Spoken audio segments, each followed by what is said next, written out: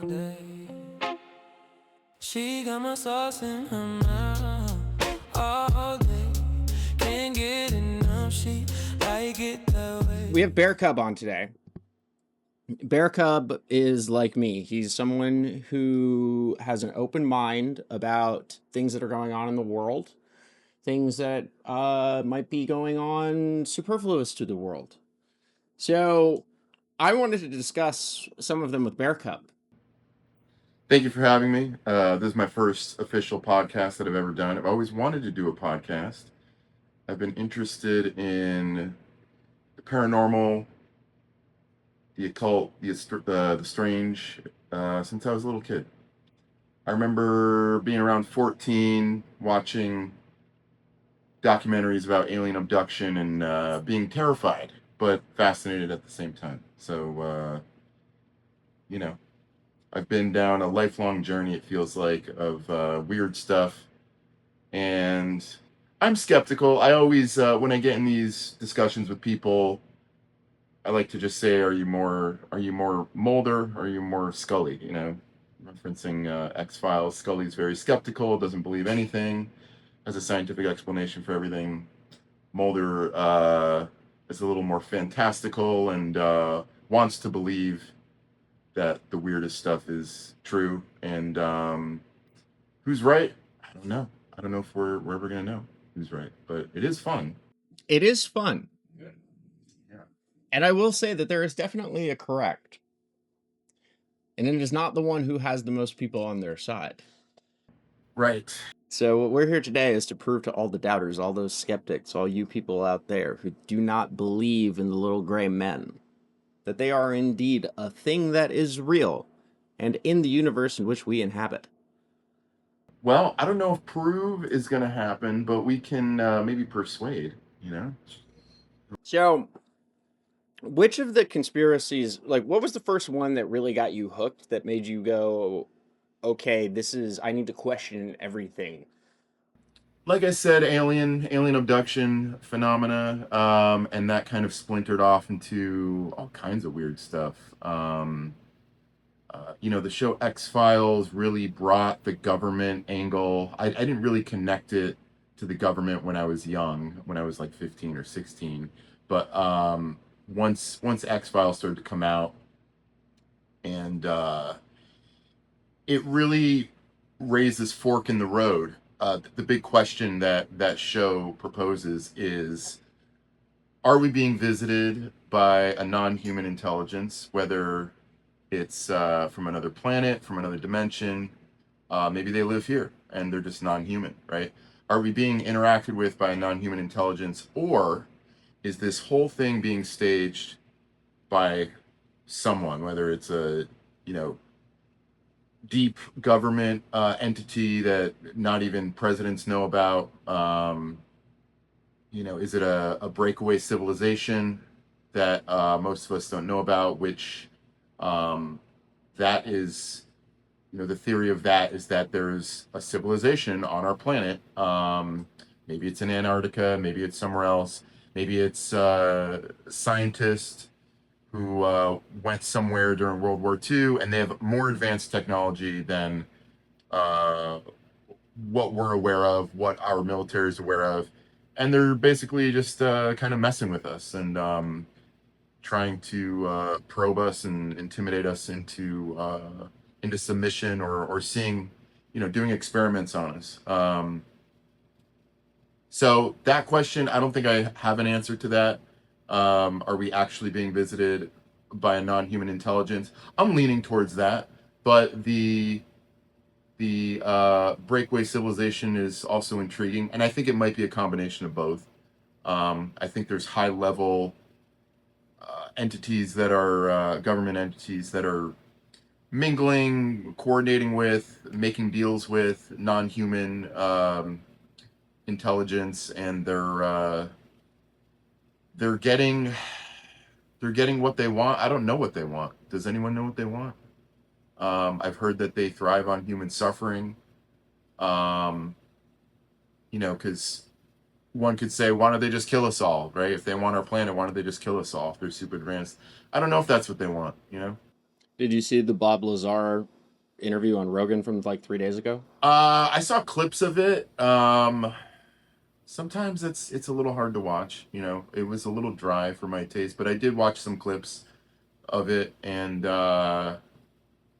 you know, he's a big player in UFO lore. Says he worked at Area 51. Says he worked on what's called the Sport Model, which is a back engineered craft that the military recovered, a downed craft. I think he thinks he's telling the truth. Is he actually telling the truth? I have no idea. Today's show is brought to you by Legends Hot Sauce. We have the finest collection of flavors in all the galaxy, from Captain Habanero to Crimson Nova to Dama Verde and our dearly beloved Golden Scotch. Just take a minute to enjoy how beautiful she is. Go to legendshotsauce.com to get your collection of bottles today.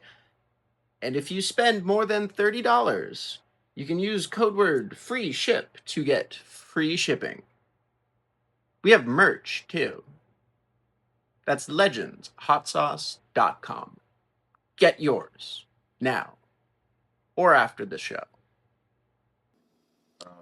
So Bob had a fun thing. Yeah. He said that he used to be friends with John Lear. Mhm. And Lear said that human beings are like cattle, where we are raised to be harvested. Mhm. So, prior to our pressing of the record button, I mentioned Jason Giorgiani. Mhm. So I've been reading his book, multiples of them, but one of them discusses what he thinks. He takes it another step further from Lear's point, basically. And so what he thinks is that human beings are farmed for loosh, which is emotional energy, negative emotional energy, suffering, fear, anxieties, and these interdimensional creatures are able to harness Yes. this energy that we put out, this fear, and it's their fuel. They love it. It's their favorite emotion to feed on.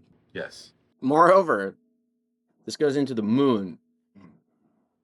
Someone who was a remote viewer had some sort of vision where there was these alien creatures that were harvesting the loosh from some sort of circular vessel that was outside of the Earth, and they could look at the Earth from this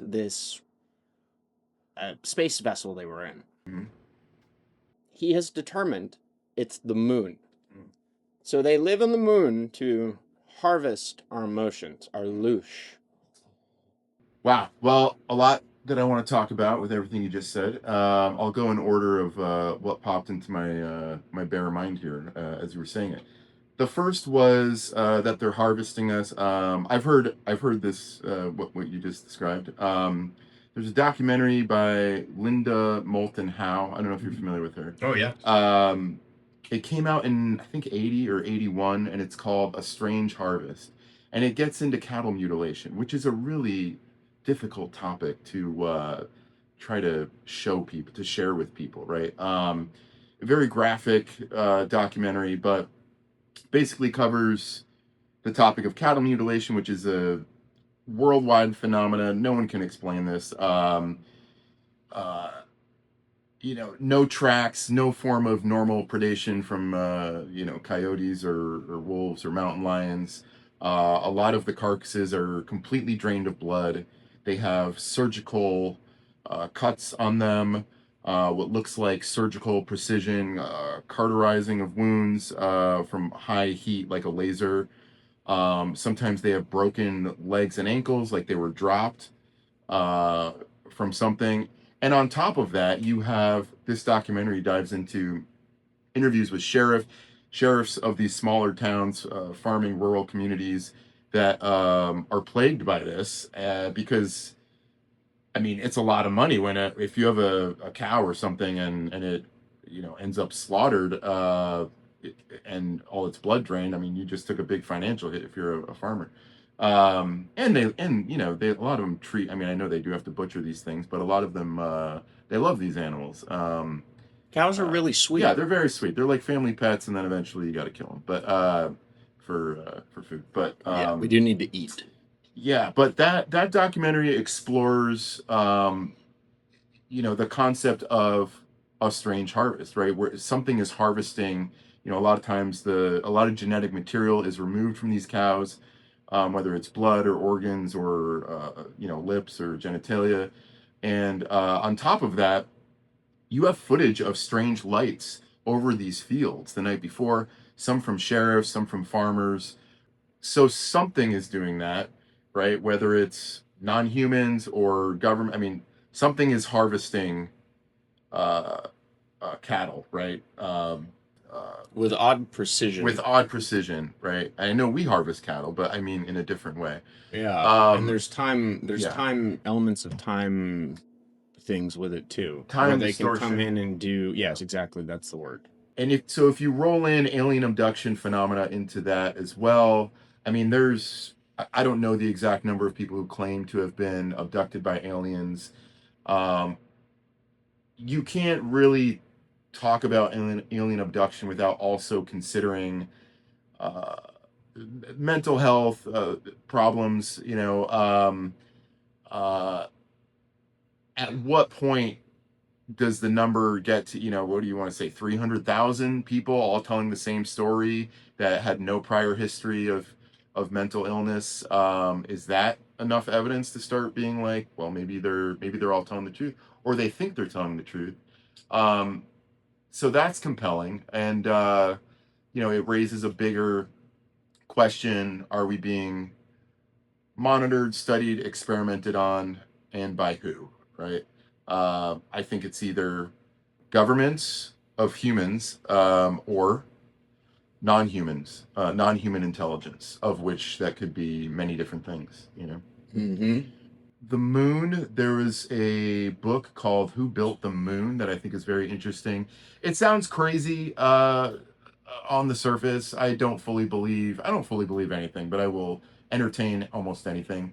And this theory, it overlaps a couple things here. One is that you have a lot of creation stories around the world of primitive cultures that describe the moon arriving, right? Or there was a time before the moon and then a time after the moon. It was created by gods, or it arrived here by gods.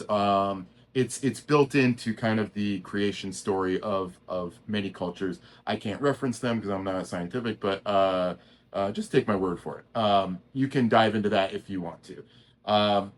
And then on top of that, you've got more modern anomalies. There was a rocket booster, I think it was in the 70s, that they let crash into the moon, and the whole moon reverberated like a bell for some crazy amount, like something like 23 hours. I don't know. That's probably Apollo 11. Was it Apollo 11? Yes. Okay, I don't know the exact amount of time. It's probably not 23 hours, but it's a long time. Well, they did it two times. And the first time it was such an anomaly that they decided to do it a second time with a bigger rocket.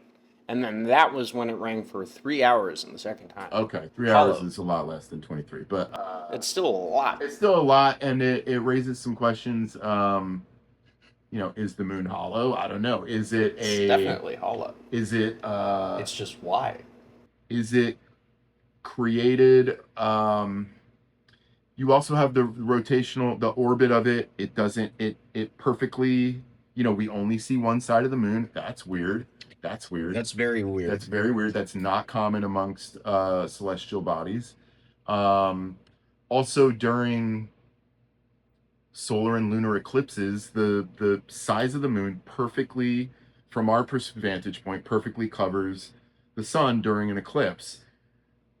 I mean, the probability of that is so small. And I don't know. Not another body, another planet that we know of in which that is the case. Correct. And the distance is from the Earth to the moon is 1/400th the distance of the Earth to the sun, which is what causes that perfect eclipse shape. Right. To what end? I have no idea. What does it mean? What am I concluding? I have no idea. I just think that these are very interesting and strange things when you start pulling all these pieces together. A lot of conspiracies, I think, are clues, you know, and it's like a lifelong mystery. Um, and when you get older and you get, you know, maybe a couple decades of your belt of diving into conspiracies, you start connecting dots. Maybe you feel like a crazy person and you're connecting dots where they're not actually there, but maybe not. Maybe they are connected. Um, uh, I get into a lot of stuff like Jay Dyer, who gets into Hollywood symbolism. You know, nothing is produced on a high level without permission of the kind of cultural guidance of the controllers. And he always brings up the movie, which is embarrassing. Um, what's the one where we're being controlled from a signal on the moon? They Live. I don't know that. Oh, They Live. Yeah, it's an 80s sci-fi classic. And yeah, it's this group of shape-shifting non-humans that have infiltrated our government. They're controlling everything on the planet. This guy gets these special glasses. He can then see who they are, and he figures out that there's kind of this mass hypnosis going on in our society, and this signal that's doing it that makes it so we can't detect them is coming from the moon. So the moon is this kind of infiltrating body. Which I always find it interesting when you know, it's a chicken or the egg thing. Are Hollywood writers pulling from deep conspiracy lore because it makes for good stories, or are they uh, are they being fed these stories? I mean, that would be pretty deep. You know, you'd have to have pretty deep levels of control to have infiltrated to that deep. But that doesn't mean it's not happening. You know. I had a thought recently. I play sports a lot. You know, I love sports, but As do I. As do I. I don't particularly love sports movies. I find sports movies to be just boring. I'm like the real life drama is so much better than the fictional drama that the movie creates that it's just not worth watching to me. And then it occurred to me, what if that's how real life is? Hmm. Is that the real thing is just so much more dramatic than the actual movies that we watch that it would just blow your mind. Yeah, that reminds me of a Terrence McKenna quote, which he says, you know, referring to UFOs and paranormal phenomena and psychedelic plants. He said the truth may be more complex than we are capable of understanding. You know, and I think about trying to explain to your dog about you know what's you know how your TV works. It's just not going to happen, right? He gets bits and pieces. Maybe he sees people on TV and he's like, oh, I recognize that, you know, but he's not going to understand. He can't possibly understand what's going on. And that's kind of how I feel sometimes, you know. Today's episode is brought to you by legendshotsauce.com. Go to legendshotsauce.com and use code FREESHIP to get free shipping on any order over $30. That's Legends Hot Sauce. Legendary flavors, legendary spice. Oh, yeah. I think that segues fairly well into the Lacerta files as well as the Matilda McElroy tapes. So I'm not familiar with the Lacerta files. Would you care to explain that? I would love Yeah. to. So Lacerta turns out means lizard Mm, in whatever that Roman language that's now dead. Latin. Latin. Very good.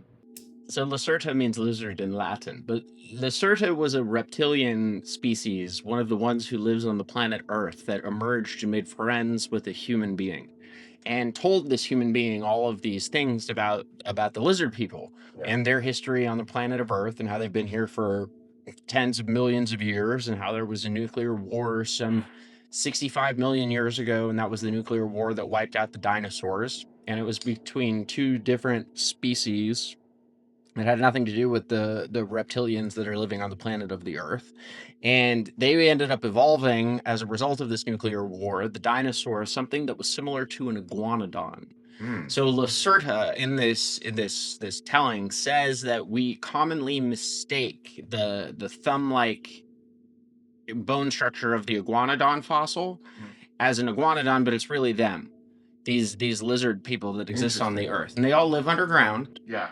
And she explains their body temperature is 88 degrees, and they like to come out periodically to get the sun on their back because they've got like a metal plate on the back that's like really, like, it's very orgasmic to lie out in the sun. So it's the only time you can see them outside, because there's nothing quite like the original UV rays of the sun, even though they have their own UV replicant underground.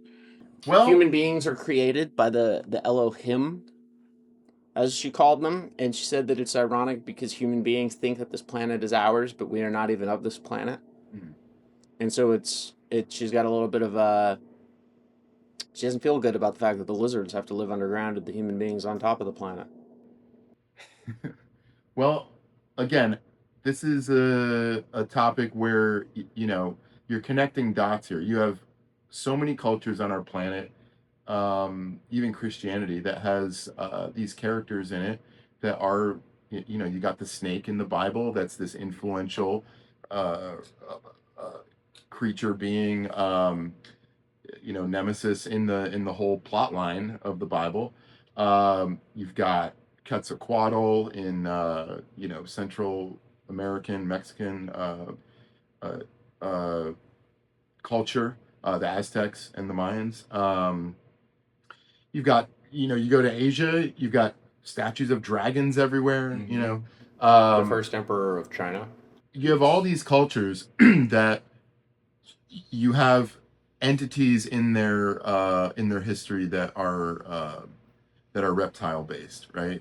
And I remember, one of the first critical kind of conspiratorial, I don't know if I would call it that, but one of the things that perplexed me when I was a kid is finding out about all these ancient civilizations, and that they believed in gods, and they had this pantheon of gods, whether it's Egyptian or Mayan or Greek, and you're learning about all these stories, and how much work they put into honoring, whether it's temples or hieroglyphics, and they spent all this time carving, and then they tell you, but none of that's real, none of that's true. They were just, that's just what they believed, and they were confused. You know what I mean? Or they have some kind of disclaimer on there that, and I always had trouble with that. I said, these people would devote, like, these are adult human beings. Human beings can be pretty smart, and they've accomplished all these other feats of architecture, and these are not unintelligent humans. Why would I automatically assume that they were wrong, in their beliefs? And maybe they had more to base their beliefs on what we had.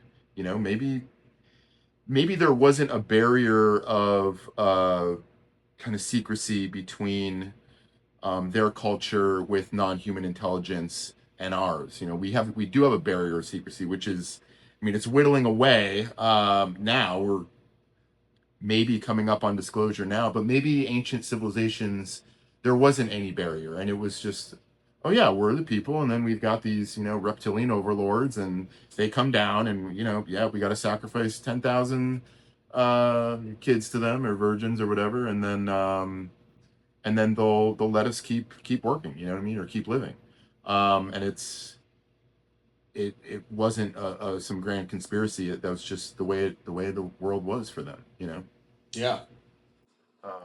Yeah, exactly. I like the Bible, the beginning of Job, the first few chapters of it. It talks about how God literally is on the earth, surveying the things around him, and Satan finishes flying around the earth and visits God and stands next to him. There are two physical entities standing next to each other on the earth, overseeing things, and Satan has just flown around, surveying the land below him. It still says this in any version of the Bible that you get and you open today at the beginning of Job. It's inexplicable. Yeah. Makes no sense. But they literally refer to the gods and the devil, Satan, as physical entities that existed and communicated with the human beings in the story. It's fascinating. Fascinating. You do certainly have a lot more flying in ancient times. It seems like, you know, you got whether you got angels or dragons or Quetzalcoatl, or you got bird gods. You got cave paintings with beings with crazy weird heads coming up in the sky. It seems like that was more common, Mm-hmm. back then. It does. And we do see weird stuff in the sky, but we just discredit those people. Yeah, exactly. And it's been going back forever and ever. Yeah. In our Scoville Chronicles story, we ended up taking the concept of actually, I guess there's more context. So we had this deal with this store. Mhm. We were going to sell them a bunch of our hot sauce, and we were going to sell it in their market. Mhm. And they were going to get 4 cases of it, decide how much it's going to be, get down to the very last thing, and then they send us an email. Oh, by the way, does your sauce still have MSG in it? Monosodium glutamate? And we're like, yes, it still has everything in it that it did when we gave you the taste tester and showed you the ingredients and you placed your order. Still has all the same stuff.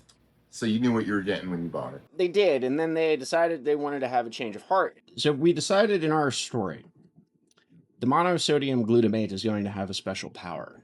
Okay. So what crazy conspiratorial tie-in can we find? Flying ships and the Vemanas from ancient Hinduism. Mm-hmm. These flying... Well, we're going to focus on the term mana here. Mm-hmm. There's another term in the Bible of this white substance that comes down and feeds the Israelites as they're walking through their 40-year sojourn through the desert. It's manna from heaven. Mm-hmm. Manna, according to the Knights Templar and their ancient order, is the chemical compound that is created when you do the alchemical process of taking gold and refining it into its monoatomic truest form, which they called mana for monoatomic gold. Oh, interesting. Yes, and allegedly, according to the ancient myth, mana not only can heal you, but also can make the weight of the container that it is in weigh less than the actual container itself. Okay. So you think this is how they made flying ships? They manas are ships that are made with mana. If you take this monoatomic gold and you put it inside of anything, it gives it this levitational property, this anti-gravitational property, where it now weighs less than the container of the ship. Oh. So it's able to float around. I've never heard that before. I mean, I know about Vimanas, but I've never heard of this take on it, or this explanation for it. That's fascinating. Danny Jones had a Knights Templar guy on there. Oh, okay. Who claimed to be from like one of the original orders of it, and he like does these like pyramid, like where he takes tour groups throughout the ancient pyramid and shows them different elements of the room and explains why it is not just a tomb. Well, that is a controversial statement, but I lean in your direction. Mm-hmm. Yeah. So the monoatomic gold, this mana, can also be used to power the batteries. So the Ark of the Covenant would go inside of these the what is it, the King's Chamber, where they have the room that exploded, or the thing. Anyway, I said that at someone's engagement party last Saturday, and I got laughed at for saying that, for even bringing up the Ark of the Covenant. So inside of I believe it's the King's Chamber of the pyramid, there is a box that was meant to hold something. And they claim it held the sarcophagus of whichever pharaoh, Khafre, or whatever bullshit story that they say there is. In reality, what it did was encase the Ark of the Covenant, which was filled with this mana, and it would fuse in with the river that runs under the pyramid, as well as the quartz granite that is inside of it, and it creates this energy reactor, which is able to then wirelessly transmit energy throughout all of the area using the electrum capstone at the top of it to the obelisks around the desert. This is a good time to let you know that we are sponsored today by the Obelisk Accord, a new book by Sullivan Knox, published by Noble Publishing House, which deals with the pyramid turning on as the Sky Lords have descended for the first time in who knows how long. Some number of shars. Wow, that's exciting. So you can find it on Amazon and Kindle and paperback, both in color and black and white. Link will be here. I like it. I don't know which direction to go in. The pyramids, you can start with the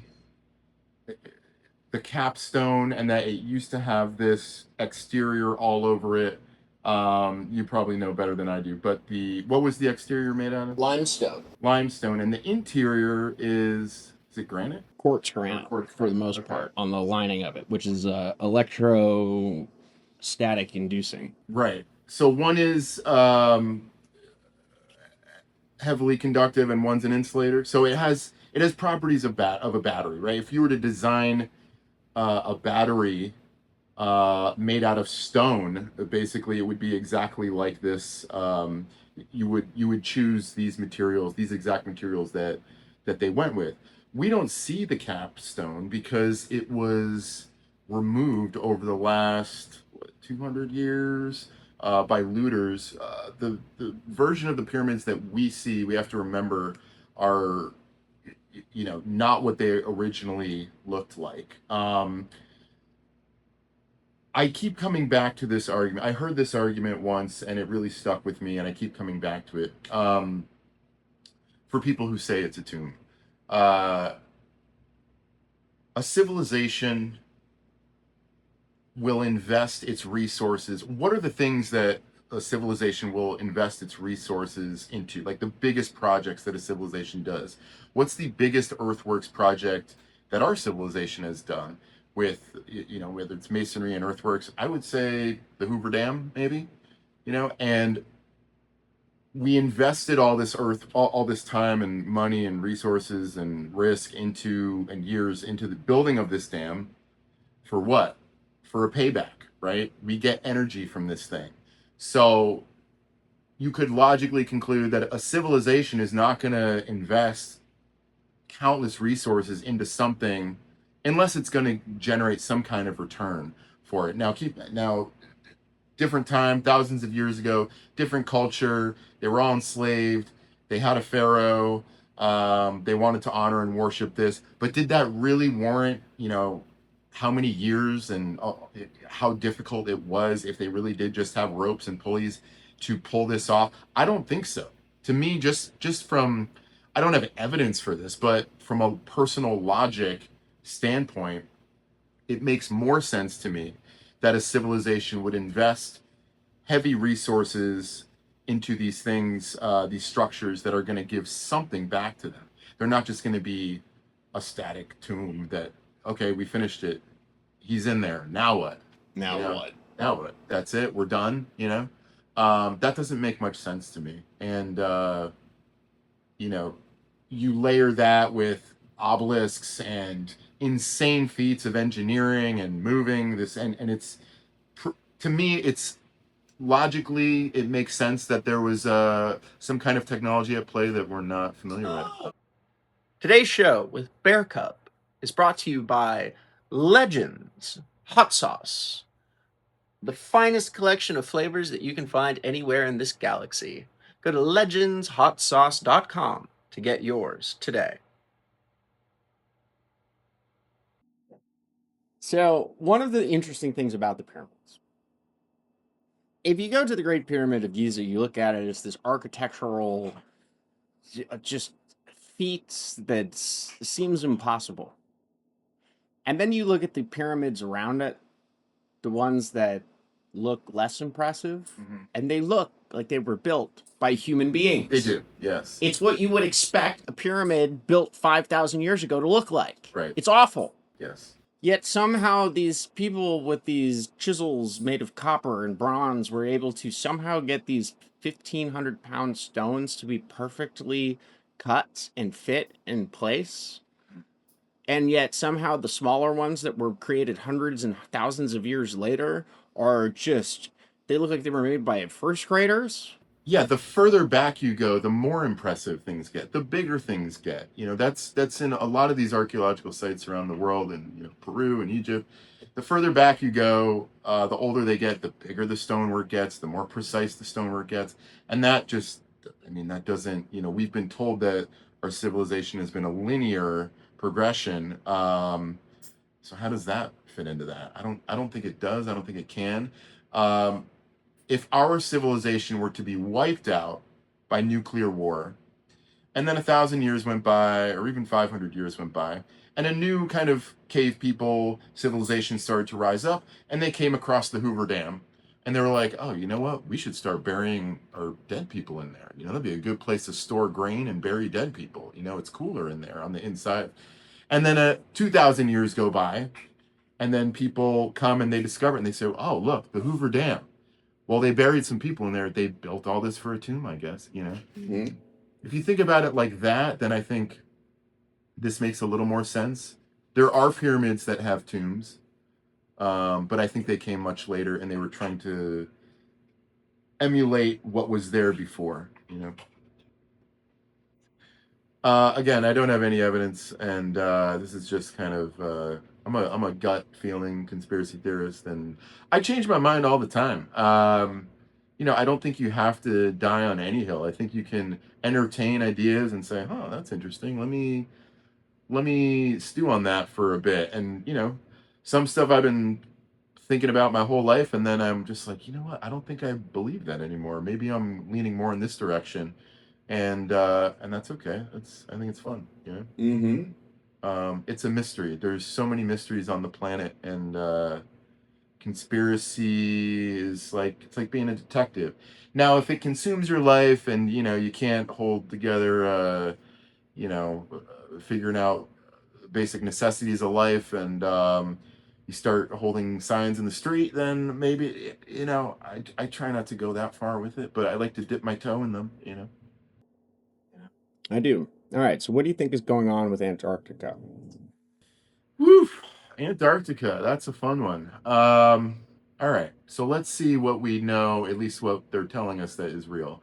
You have Admiral Byrd going down there I think it was right around the end of World War II. It was in the mid to late 40s, right? 1947, I believe. He took a big Operation armada Hydra. of ships down there, a big Navy armada down there. I don't remember how many ships, but it was a lot. Um, he came back. A lot of his fleet was lost, was sunk. He came back with his tail between the legs, or tail between his legs. And what he saw, there's different accounts. There's people that say that he said he saw UFOs with swastikas on them that had laser beams coming out and sunk some of his ships, right? And that is supposed to align with Nazis fleeing Germany during World War II to go to South America, to go to Peru, to go to Argentina. There's still communities of Germans down there. They say maybe there's communities of Nazis down there. I don't know. I've never been down there. Via Bavaria. There you go. I've never heard of that, but sounds right. Mm-hmm. And they somehow made it to Antarctica. There's theories that there's actually dry land on Antarctica with greenery out there. There's pyramids on Antarctica. I've heard that our governments go to Antarctica to meet some of these non-human intelligence aliens, if you want to call them that, and they kind of make deals with them down there. And Admiral and the Nazis made it down there first. They made this deal with them in exchange for technology. Maybe that's where they learned about Die Glock, which was the Nazi bell. It was this kind of floating, rotating device. Maybe it was the first UFO, man-made UFO, human-made UFO. Potentially the first time-traveling device as well. Maybe the first time-traveling device, right. So there's a lot of lore. I know I just threw out a lot of stuff. I don't know what to believe. It's interesting that you can't really go there. They have reasons, we don't want you to get hurt. It's a scientific exploration only. But the place you can go, even if you're a scientist, it's very small, right? You can't. A lot of it is 100% off limits. So that's just going to fuel a lot of conspiracy. What's your take on it? It's very interesting that the Nazis went down there in 1938. Mm, What is it they were looking for? I'm not really sure. yeah. Um, the I guess TLDR version, Antarctica is the lost continent of Atlantis. Mm, It's in the middle of the world ocean, just as Plato said. You can go from one side of the world, cross Atlantis, and end up in the other side of the world. And if you were to flip the globe up to the bottom of it, mhm. you have Antarctica in the middle, and then every other continent around it. So if you do want to go from one side of the world, you go across Atlantis down to the other. And if another thing I think is happening is the pole is moving, the North Right. Pole Pole is shift. moving. Yeah. And the days here are getting shorter in the wintertime, longer in the summertime. Even Sherman Way, I drove down it on the spring equinox day, and it's no longer directly east-west like it was when they built it. The sun now sets a little bit further south. So it's shifting, and we're moving a little bit more north. If a pole shift happened some number of thousands of years ago, that would precipitate a great flood. So let's say the most recent, the one that happened 12,000 years ago or so, the Younger Dryas event, the Great Flood that's talked about in the Bible. If it's a pole shift and the Earth stops for some period of time and the oceans don't, and they keep going and they flood everything, what could have happened is Antarctica would have been in a spot where Argentina is, which is a very lovely place to be, and would have shifted down to the south and frozen over almost instantaneously as this water that was rushing enveloped it and then froze, which would explain this multiple mile high ice sheet that sits on top of the land. Well, if you're Atlanteans and you know that this is coming, let's pretend we are the most advanced human beings that are on the planet right now, and we know that there's a pole shift that's coming. Carve out some space in the Himalayan mountains and live there. Whenever this flood happens, it goes away, it unsettles. Well, you got some sort of underground base deep inside the mountain. And if you look at Göbekli Tepe, that was a civilization that was buried for some sort of catastrophic event. They knew what was coming, and they were like, we need to protect this. If the Atlanteans did that because they knew a pole shift was happening, they could still be living in the mountains or underneath the ice sheet of Antarctica with this technology that is far superior to anything else that we have on the planet. And the Nazis figured this out and they went down there. Right. That is a popular theory. This is very Fingerprints of the Gods. Graham Hancock covers a lot of this stuff. A lot of people hate him, or don't believe him, or think he's making all this stuff up just for money. I don't know if he's right, but it does raise an interesting question, which is, if the model we have of our civilization, which is linear, right? Just you have cavemen over here, and then you've got us modern day here, and it just went up like this, or maybe like this. If you suspend that and you say, okay, but what if it has gone up and crashed and up and crashed? It would make sense for ancient civilizations to seek out underground building to protect them against cataclysms. And I feel like we've reached that, we being our modern civilization, we hollow out we get modern technology. What do? We hollow out mountains. We do the same things that we're describing ancient peoples doing. So I don't think it's far-fetched. Pole shifts, Antarctica being not frozen. It is interesting that there's a lot of maps out there from not that long ago, from like the 1500s, Columbus era, 1400s, 1500s, 1600s, that are very detailed and show Antarctica with greenery on it. It shows structures on there. There's a lot of structures on the North Pole as well. There's a lot of land up there that is these maps that show castles up there and all kinds of stuff that's inhabited up there. That doesn't mean that people couldn't lie back then. There was a whole kind of industry on, faking people out. I mean, we still do, but if you think about how people kind of pull hoaxes over on people, that could have easily existed in map making of, the 1500s of, oh, I'm going to make this map and make up all this stuff. But some of them were really prolific and became the standard bearers of navigate, ocean navigation. And those maps, I'm blanking on some of them. I want to. Perry Reese. Yes, Perry Reese. Yes, Perry Reese is one of them. I was going to say that, but I couldn't be sure of the name. But yeah, the Perry Reese map has a lot of stuff that is very curious when it comes to Antarctica and land masses that we no longer find. There was a big island next to Iceland called, I think it's called Friesland, Frsland. I might be getting that wrong, but and it's just not there anymore. We've got satellite images, it's just not there. Did it sink? Did somebody make it up? Was it a nuclear test site? I have no idea. There we go. I kind of like it in the dark. It looks good on the camera too. Yeah. You got the purple lighting over there. Cool. It's funny. Today's episode is brought to you by Greasy's. It ain't easy. Because even though it may look delicious, it is, not easy. But Greasy's your man when you need to make it home and make it on time.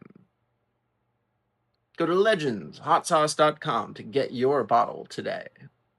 I want to zoom up even higher and talk about some AI singularity stuff, if that's cool. Great, let's do it. Okay.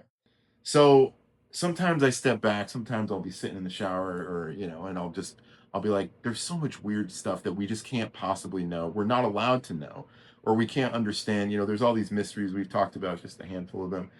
And I think about the singularity a lot. I think about AI a lot as we get closer and closer to the singularity and we see more of what AI can do.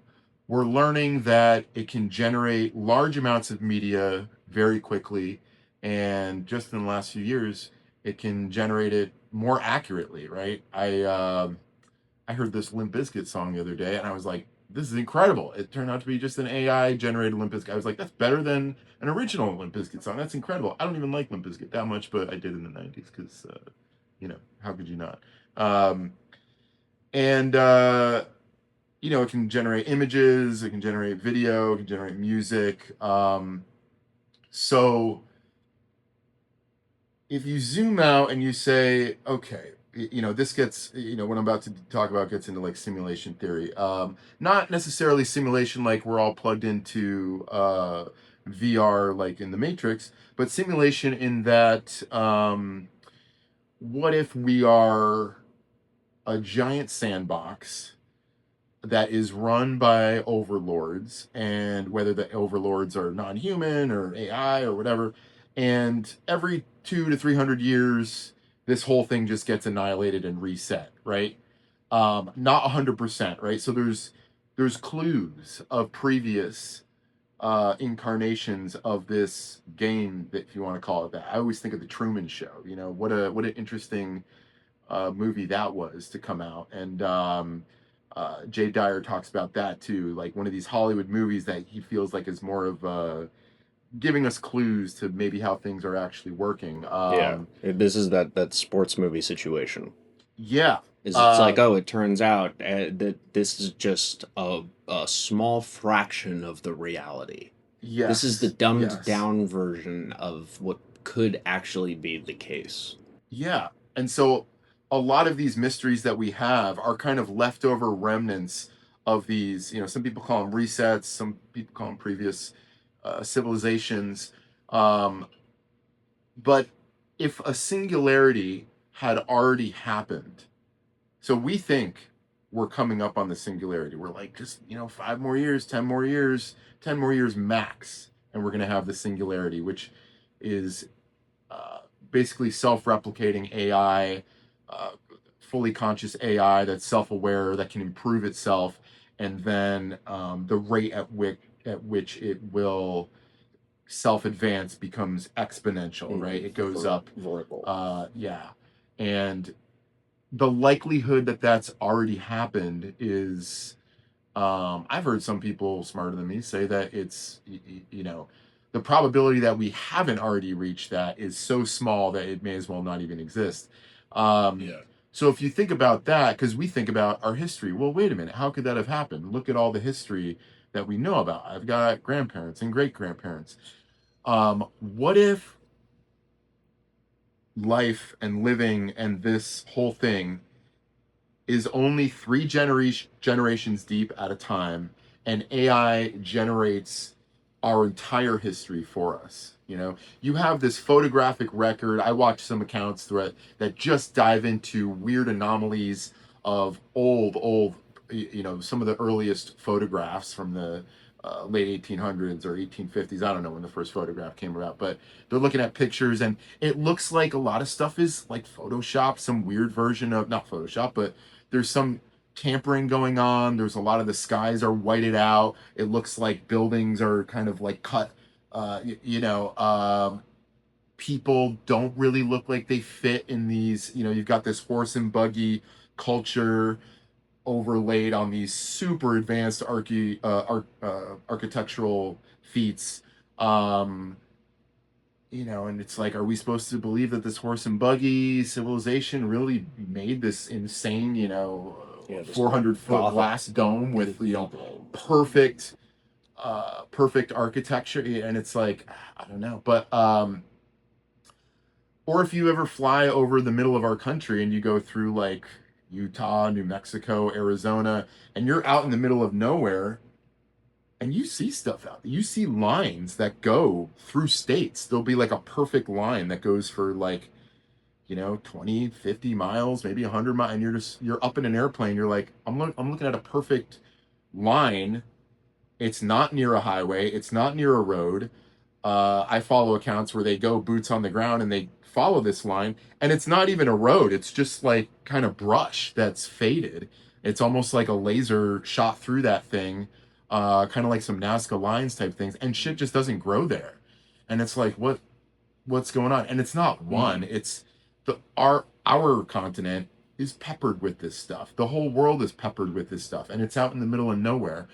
And I look at that and I'm like, maybe that was a superhighway a million years ago from a previous civilization. And then the controllers, the AI overlords were like, and they wiped everything out. I don't think they fully wipe things out. I think they maybe intentionally leave clues for us. And we're kind of getting into the plot of The Matrix, when Neo meets the architect and he says, this is the 6th or 7th time that we've destroyed what do they call their city underground? It's not Babylon. It's maybe it is Babylon. I forget the name of it. And he's like, and we've gotten good at it, and he realizes that they're just in this cycle, this couple 100-year cycle of being annihilated and being allowed to start from scratch again. For what purpose? I have no idea. But farming comes to mind. Harvesting comes to mind. Are you familiar with dark matter? Not personally. I've heard of it. I know it's weird. I know it's everywhere, and we don't know what the heck it does. No. So on the quantum physical level, there's a discussion that the entire universe can be attributed to data. Mm-hmm. Is every single thing is just data, which gives credence to the simulation theory. Mm-hmm. So data has, according to the energy conservation principle, information can be neither destroyed or just can't be destroyed. Mm-hmm. So if you have a hard drive and then you just remove the data, if you erase the hard drive, where does that information go? It has to go somewhere. It is measurable that it goes somewhere, but it's measurable allegedly as dark matter. It has mass. And this deleted data that has mass, given the amount of data that has been deleted over the history of the Earth, is about a kilogram in size. It's a very small amount if you were to take all of it that has been added up. But if we go with this principle that technology either it doubles in speed every so often or becomes less expensive to produce, and it keeps going at this 25% incremental rate every year over year, eventually the amount of data that is destroyed will, after 300 or so years, will take up the entire mass of the moon. Wow. So you will have this invisible mass of the moon living on the Earth via these data centers. If this continues, so SpaceX right now is trying to do these data centers in space as opposed to doing them on the planet themselves. And I think some of this has to do with the fear that these hard drives, when they delete the data, could end up creating this dark matter that could just destroy everything. So is there a conversion? Like, is there an off-gassing? Like, what I'm trying to picture what that conversion from deleting it from data into dark matter, what is that? What is that process? Well, it's taking how I believe it is you have a hard drive with information on it. And so in the process of deleting it, it has to get converted into somewhere because the energy can neither be created nor destroyed. It has to transition into somewhere else. But if you can no longer physically weigh it on the hard drive, if you take it and you put it on a scale that goes down to like some X millionth of a gram or whatever, when you delete it, you can identify that the mass has gone somewhere. And then the weight is different. And then if you were to summate everything of this deleted energy, it would get to become a measurable mass. That's fascinating. I've never even thought about that. And so if we get to a certain point where the planet of the Earth has all of this invisible mass on it, it could end up creating some sort of geophysical event that could absolutely destroy civilization. So sheer volume of data and information could be the thing that creates these civilizational resets. So an empty hard drive weighs less than a full hard drive? No, of a full, a hard drive that was once full and then has been deleted will weigh more than a hard drive that has never had any information on it. Oh, I see. Okay. Interesting. And so eventually, as this adds up and over and over and over again, and we get these massive amounts of data. Right, and that would increase at an exponential rate with singularity, right? Yeah. I mean, that's interesting. Yeah. I've never heard that. So if that ends up having some sort of real effect, like think about the amount of weight that you would put on top of a continent, and that could get it to shift. And if you have some sort of tectonic plate shift as a result of a weight distribution issue, oh boy. Well, I think it's interesting, CERN, and they're doing a lot of exploration, and they're trying to do experiments. Where does the graviton go? Where's the God particle? Are they exploring dark matter in CERN? I mean, if they're capable of it, if it's a real thing. Yeah.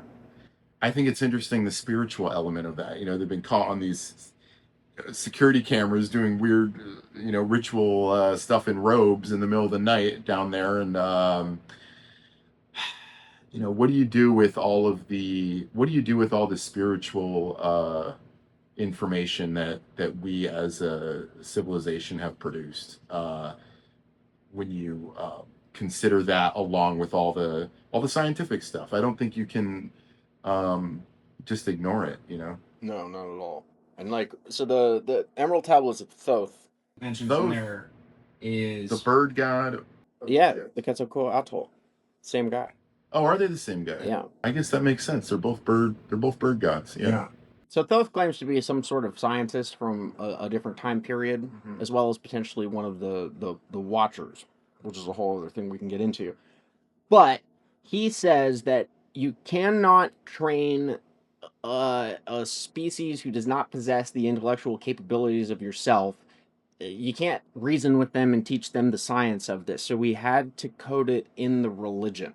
And so the religion shows the way. These things that these previous civilizations have figured out through science has been coded in this thing. So if you end up following these spiritual rituals, like one of them is like what you're describing with the occult, where they go in with these robes and have these chantings, like there's possibility that there's acoustic keys to the universe and the way interdimensional beings interface with us on our planet. And it could be because of the way that people articulate their voices in a certain way is some sort of portal that opens. Yeah. That could be a thing. But that would explain why witchcraft and incantations and all of these things from these ancient times actually work. Yeah. And why people who are scientists, who you would think are above any of this, are actually out here doing these occult rituals according to these ancient religious texts. Yeah. Today's show is brought to you by Golden Scotch. She's beautiful, she's delicious, and she believes that every man or woman should get to feel like they are the true star of the evening. Get your Golden Scotch available now at legendshotsauce.com. Before we had modern science, you have to remember, right? You had alchemy, right? You had sorcery, and that was kind of like this more of a middle ground between science and spirituality. Maybe it was both, right? So for us, we just have this filtered down version from maybe cartoons or movies or whatever of some kind of evil guy in a castle in medieval times, and he's got a weird hat, and he's got some stuff cooking, and he's got some stuff steaming and experiments going, and maybe he's got, like, why do we all have a picture of Merlin in our heads having a wand, a sorcerer's wand?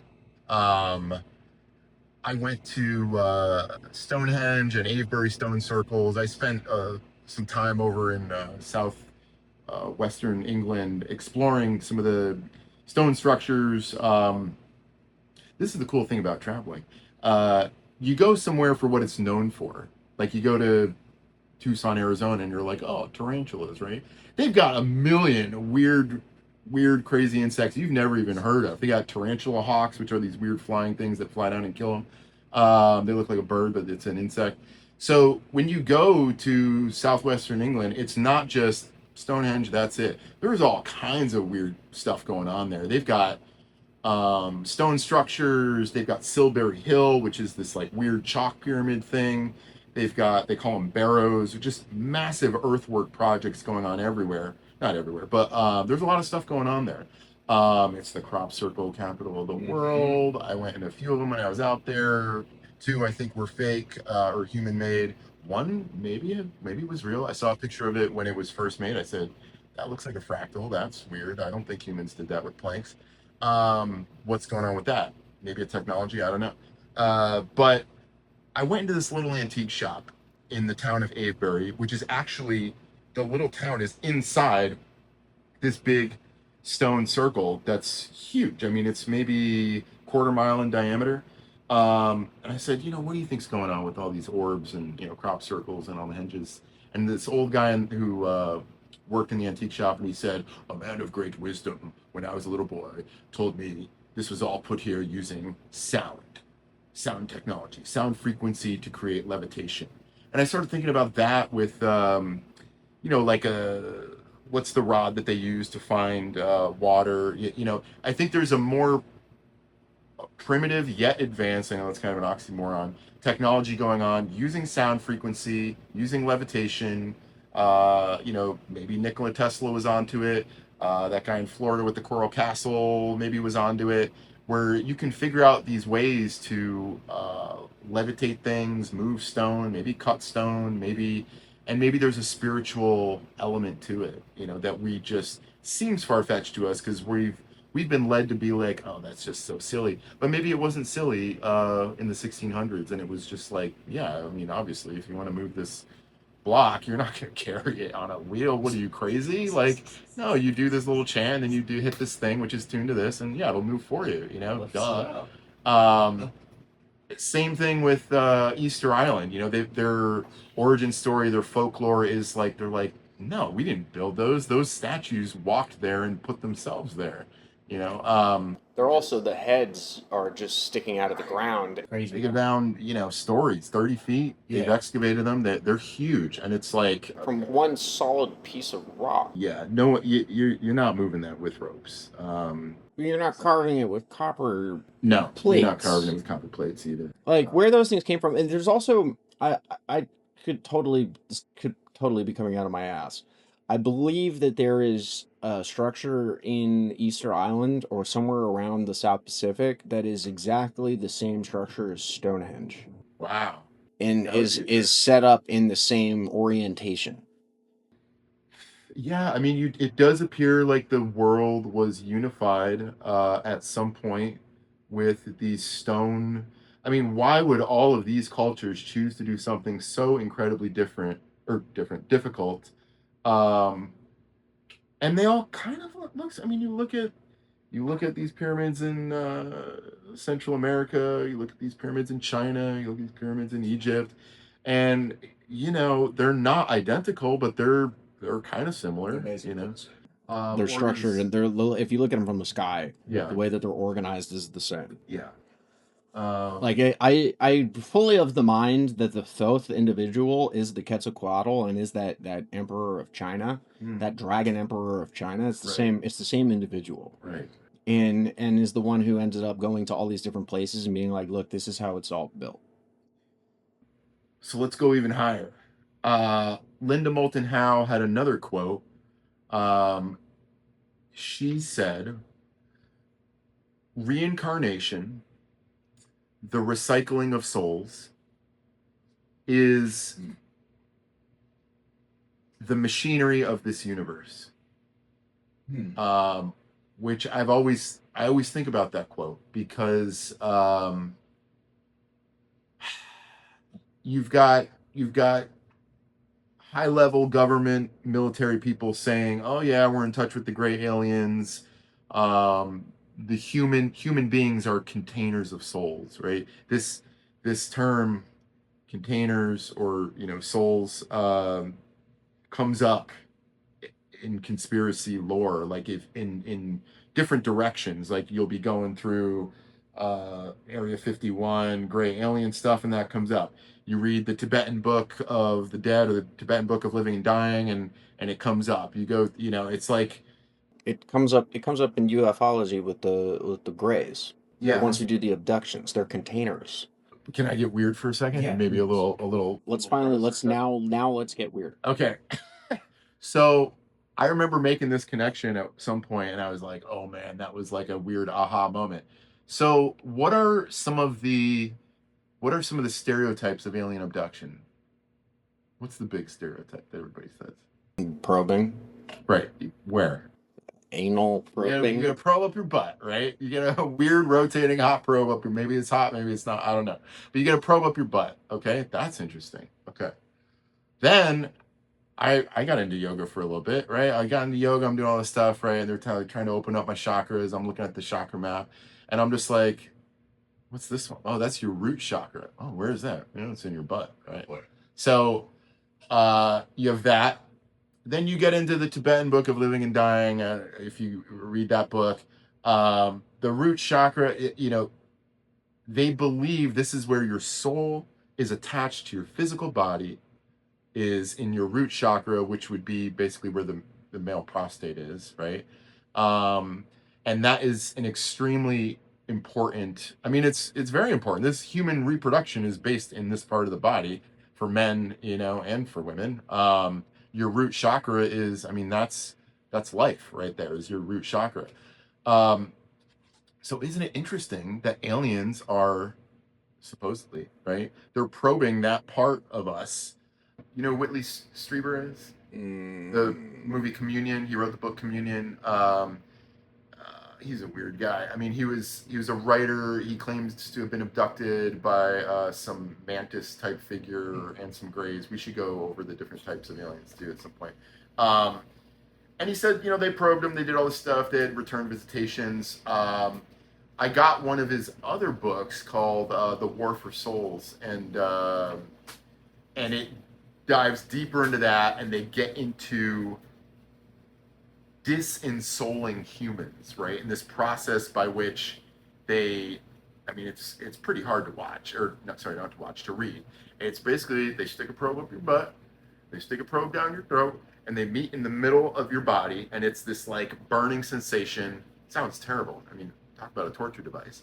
But it's this process by which they remove the soul from your physical body. Oh God, That sounds horrible, right? they must do this on the moon.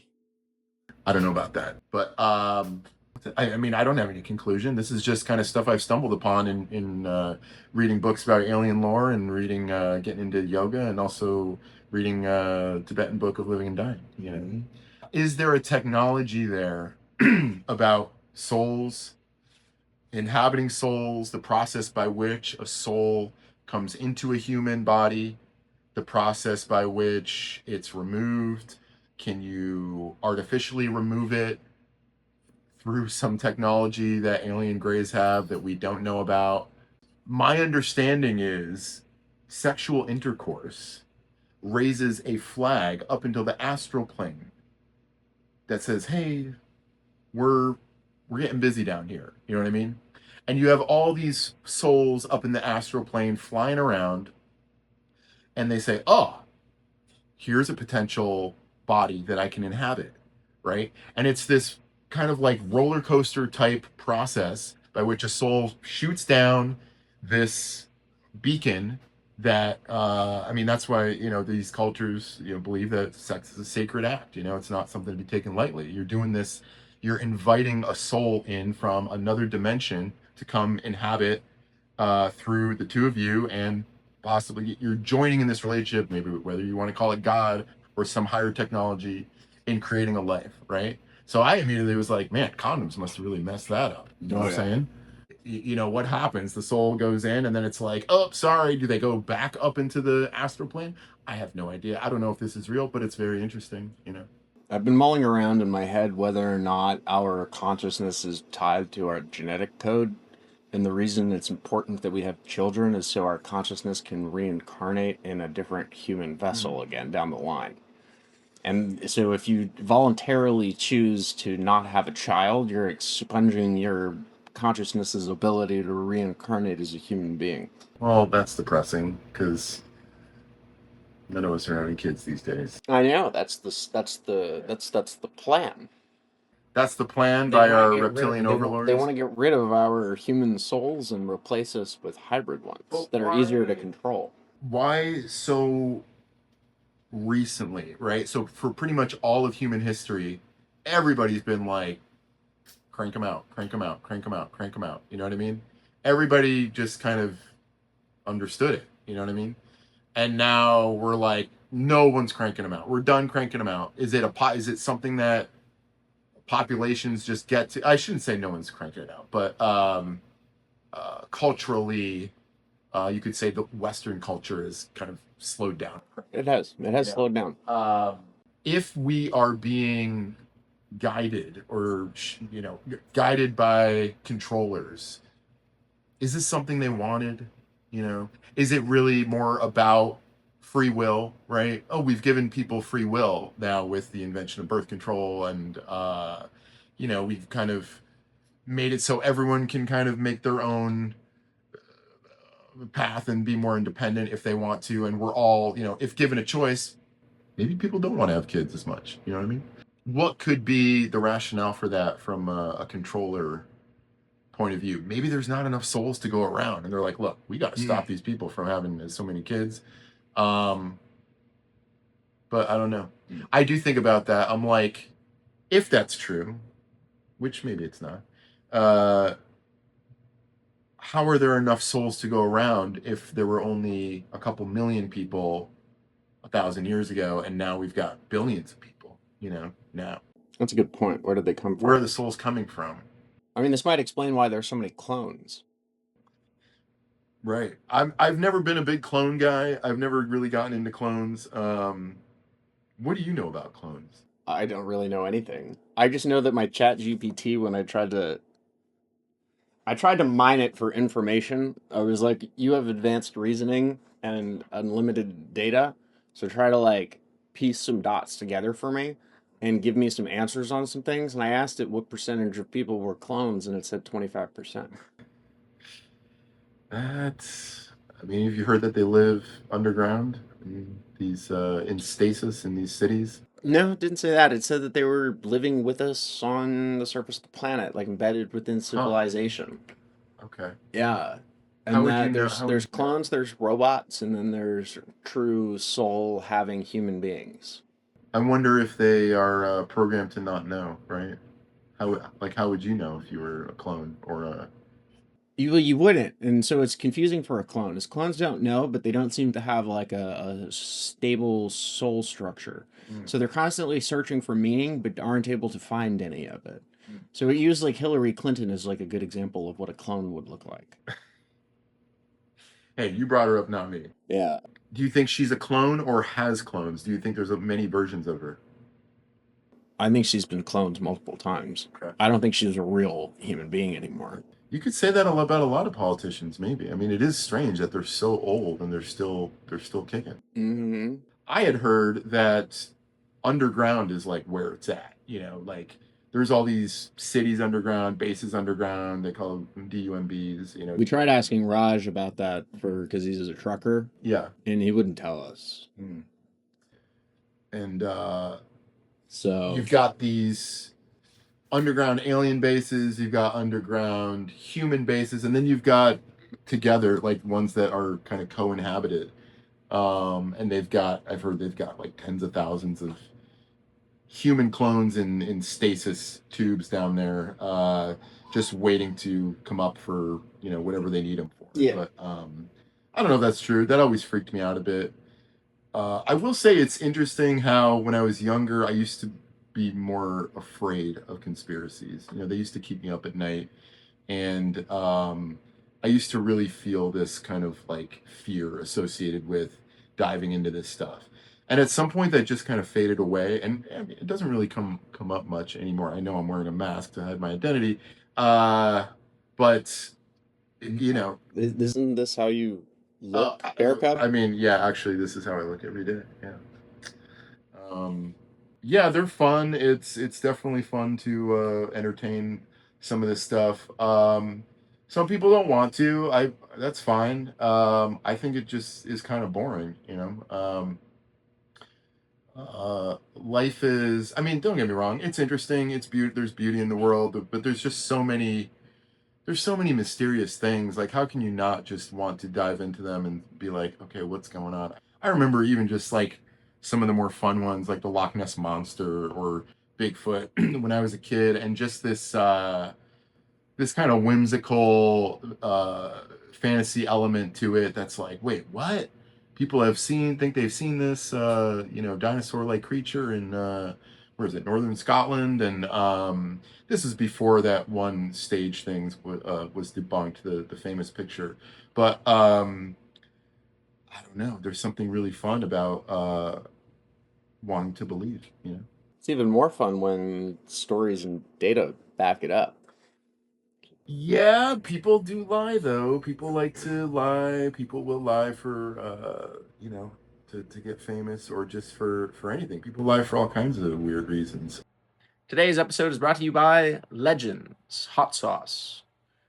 It's the finest collection of flavors that you can find anywhere in the galaxy.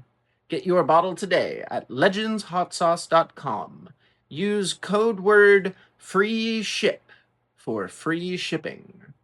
It'll be like Manny Zano himself smuggled you a bottle through the United States Postal Service. Ooh. How about Egyptian temples in the Grand Canyon?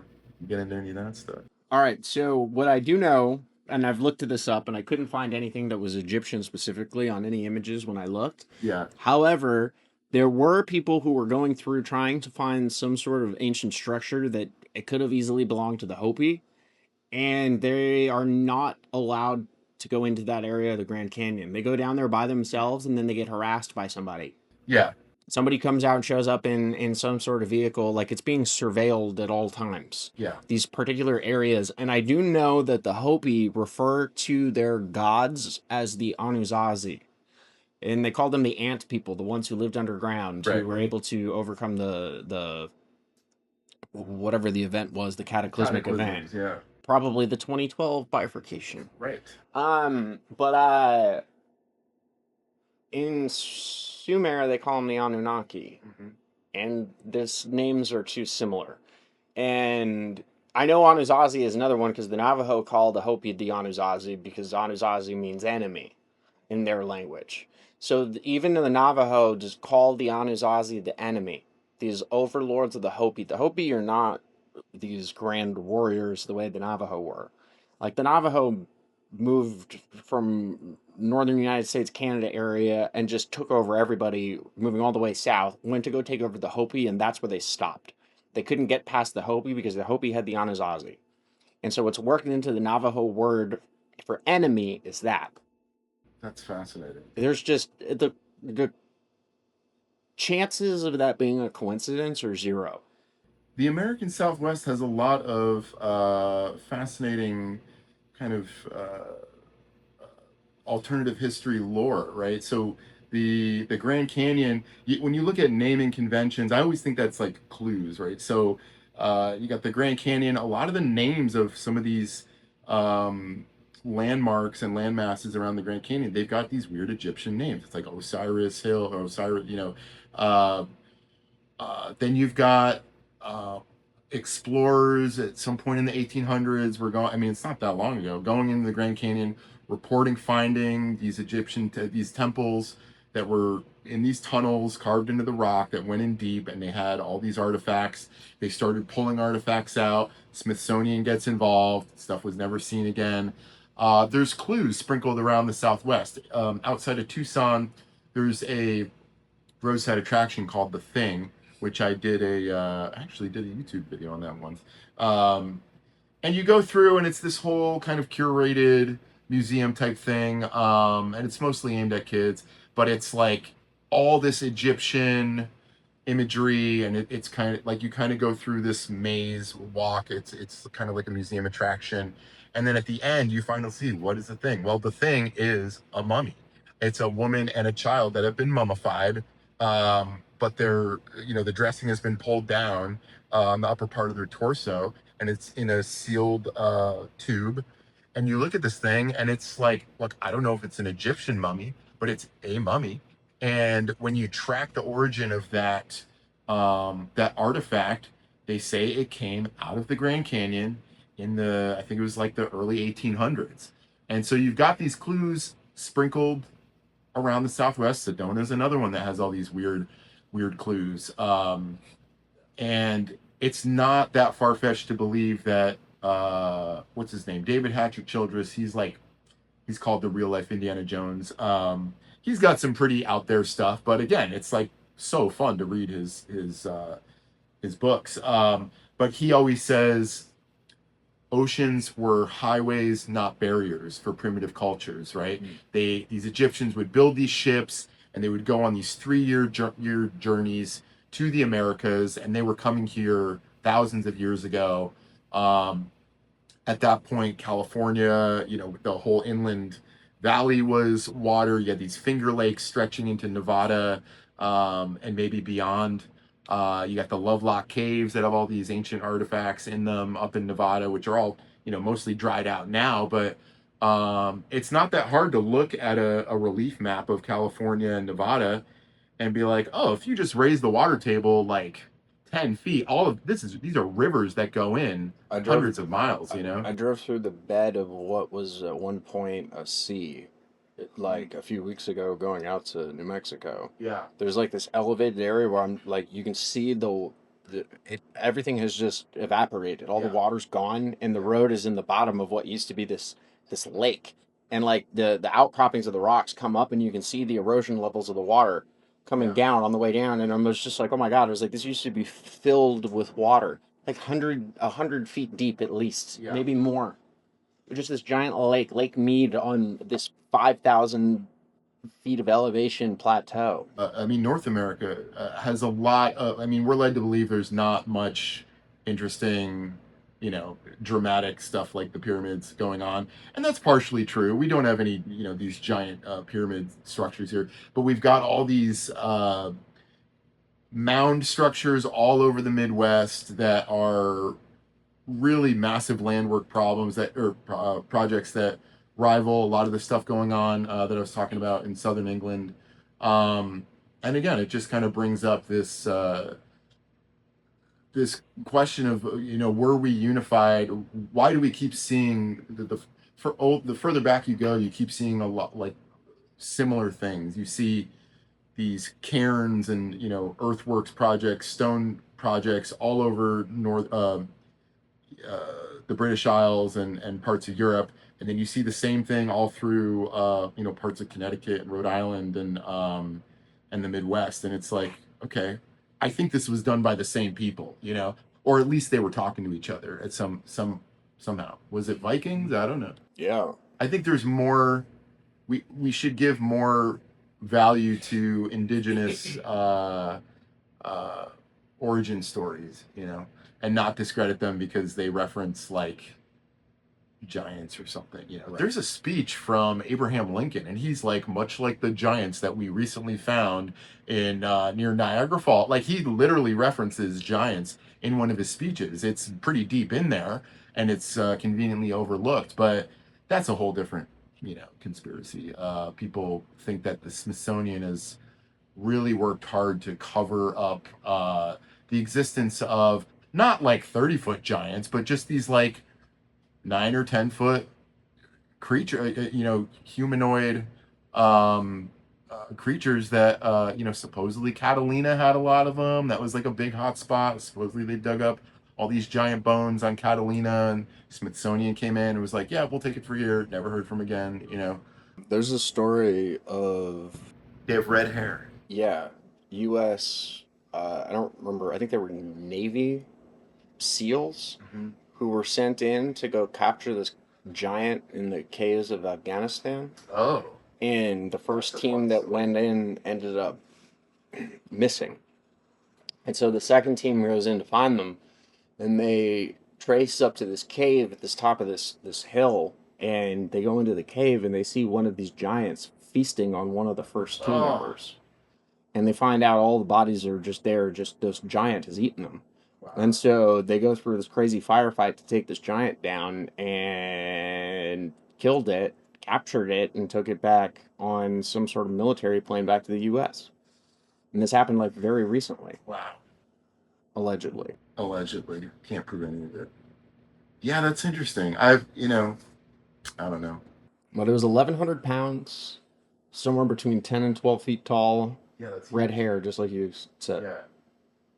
Today's episode is brought to you by Legends Hot Sauce, where we have merch items now.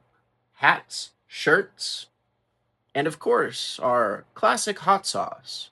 When you need flavor and spice for your boring generic meal, be sure to go to legendshotsauce.com and get your collection of bottles today. We have free shipping on orders over $30 with code word FREE SHIP. That's legendshotsauce.com. Go there now and get delicious hot sauce. Will we ever know what's going on? I don't know. That I hear rumors that disclosure is going to happen this year. It's going to be fake. Yeah, it may be fake. That's a big conspiracy that there's an alien disclosure is coming, and they're going to use that to unify the world under a one world government. Right? Yes, a false pretense of an alien invasion. The NWO, which we've been hearing about since the late 80s, George Bush Sr., we need a new world order. I don't know what to believe, but I'm leaning towards this is kind of where I'm at. There's non-human intelligence. It's interacting with governments and controllers of our planet. I don't necessarily think it's from another planet. I think it's more likely interdimensional, something like that.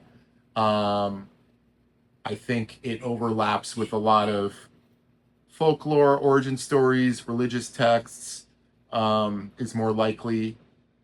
I think we're going to be led to believe this alien invasion is aliens from another planet. If you hear from another planet, I think that's a red flag to not believe it.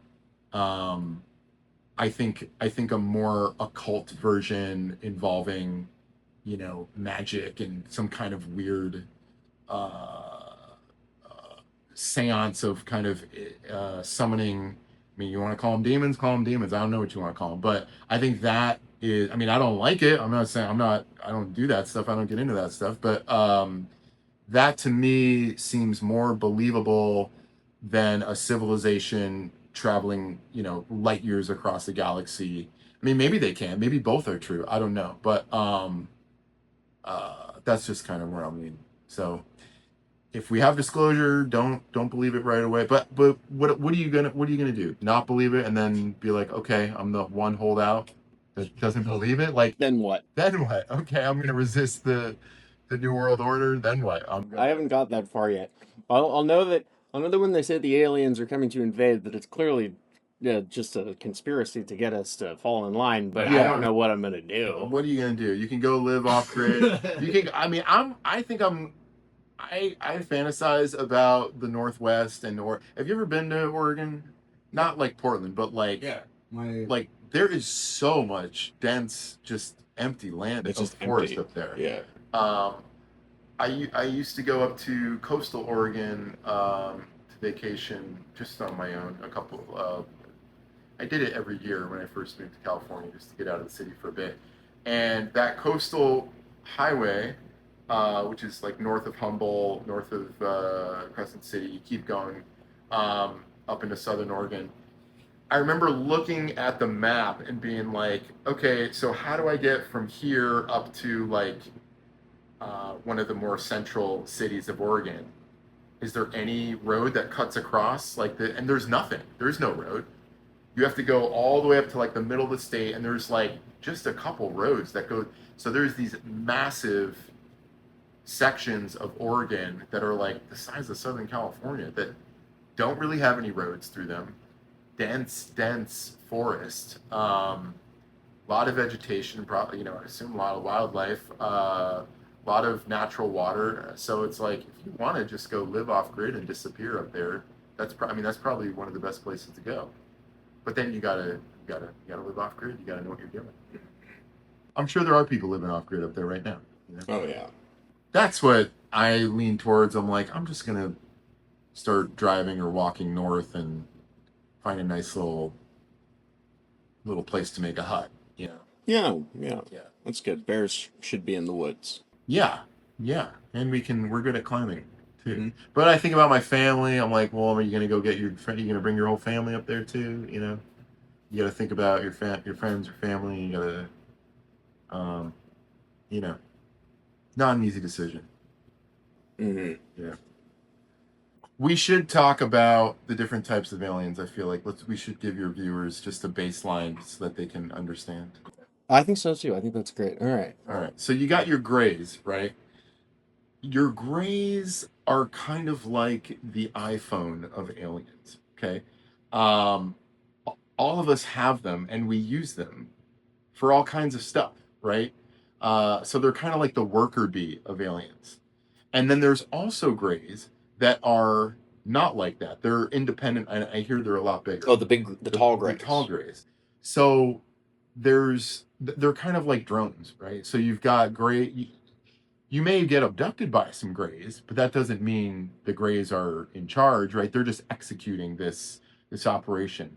There may be grays that are controlled by the mantis. You may have grays that are controlled by the reptilians, Or the Nordics. I've heard that the Nordics are more peaceful and they're kind of benevolent and they're just more observers. It's all a ruse. The Nordics want us to be peaceful. Right. So that way we disarm ourselves and then they can take us over. Yeah. Those are the main ones. You got the Greys, you got the Reptilians, you got the Mantoids, and then you got the Nordics. I've heard of another one called Ebens, which is just abbreviation for extraterrestrial biological entity. I don't know where the N comes in, But again, I'm not 100% convinced extraterrestrial is the right term, because that means off planet or outside of this world. I've heard the term ultra terrestrial, which means, multi-dimensional, I think. That could be the mantis ones. That could be the mantis. Dan Burrish talks about how he fell in love with a mantoid alien that said it was a human being that time traveled from the future. It sounds like most couples I see walking around Hollywood, So apparently the 2012 apocalypse was a real thing in a certain timeline. And so there was a timeline split. I've heard of this. And they ended up going into, they had to live underground because the apocalypse did happen. There was some sort of, the planets all aligned in some sort of event in 2012 that ended up causing some sort of geomagnetic issue with the Earth anyway, led to a big cataclysm. But they turned into these insectoid-like creatures because they lived underground for 40,000 years. And they're having this genetic, this issue that's causing them great pain. And they're trying to get access to the current human DNA to be able to figure out this issue that they have developed.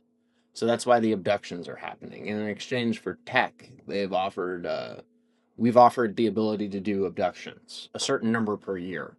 Right. So I've heard that ties into, the political leaders went to Antarctica.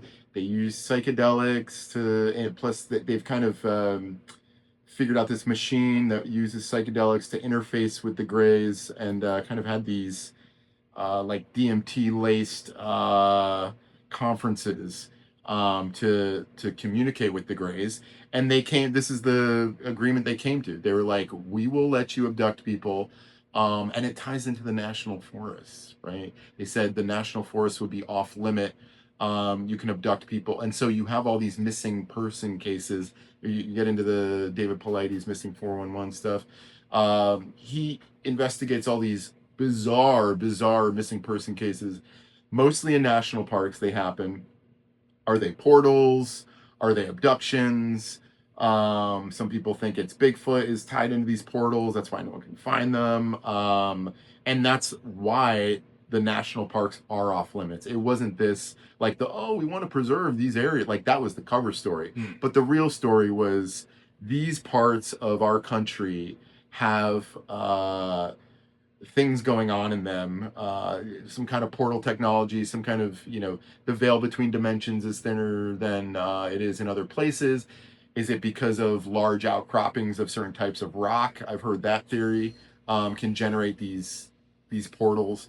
Are Greys taking advantage of these portals or these dimensional overlaps? I don't know.